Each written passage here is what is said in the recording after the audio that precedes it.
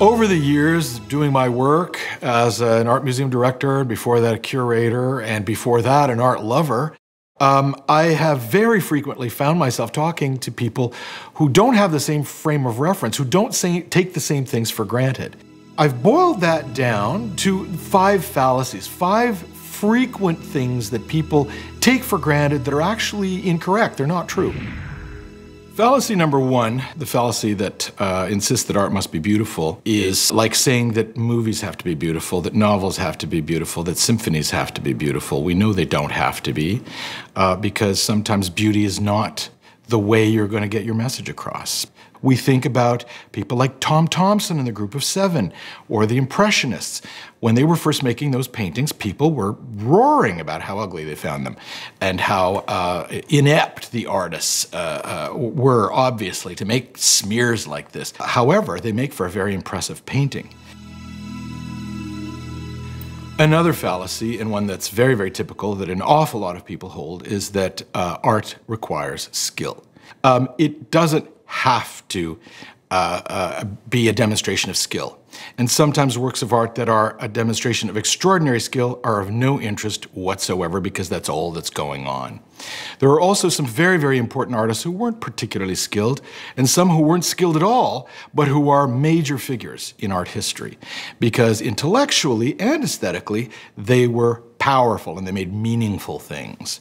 Abstract painters, for example, from Montreal, a notorious example would be Claude Tousignan. Pictures of one color, monochrome paintings we call, that it requires no skill. He just used a roller and he just put on 3 coats and he called it a painting. But what you're missing about that Claude Tousignan and the research that goes into the painting is that you've never seen this color before. He has worked very hard to come up with a color that has no cultural reference, no reference to anything in your world, an orange you've never seen, a blue you've never seen, and they really are colors you've never seen before. That requires skill. It requires a lot of thinking, a lot of observing. So skill is an option. It's just a bonus. It makes it that much more easily seductive. But it's not a requirement. There again, it's optional.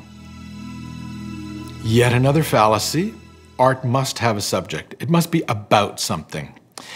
It often is, and it often is the least interesting thing about the work of art that you're looking at. There's also the fact that, again, the 20th century very often had works of art that had no subject. They were about pure sensation. They were about this emotional communication without symbols, therefore without subjects. But just the idea of a subject can also interfere with your experience of the work of art and your enjoyment of it. What I recommend that people do is don't read the label, don't think about the subject, just experience this thing for the composition, for the color, for the mood, and then try to guess the subject, because the pleasure of art is all in your head, really. And if you're looking for answers to the crossword puzzle, you're not going to do any thinking and you're not going to have any fun.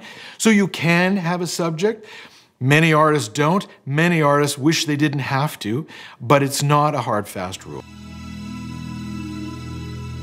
Some people think that art is all about taste, that their friends who have great art in their house or who tell them what shows to see are people who have a lot of taste. That's actually not true.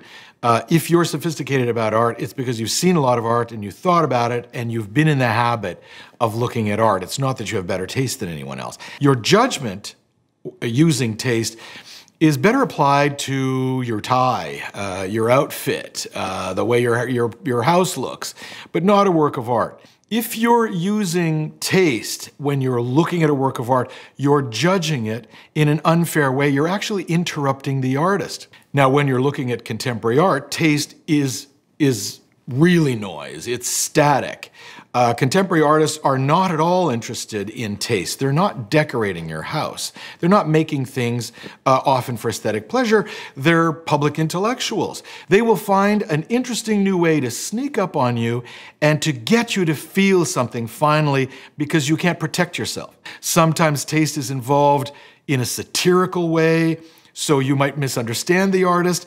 You think they're making something tasteful when in fact they're making fun of you and your need for taste. So be careful when you're looking at art. It has nothing to do with taste.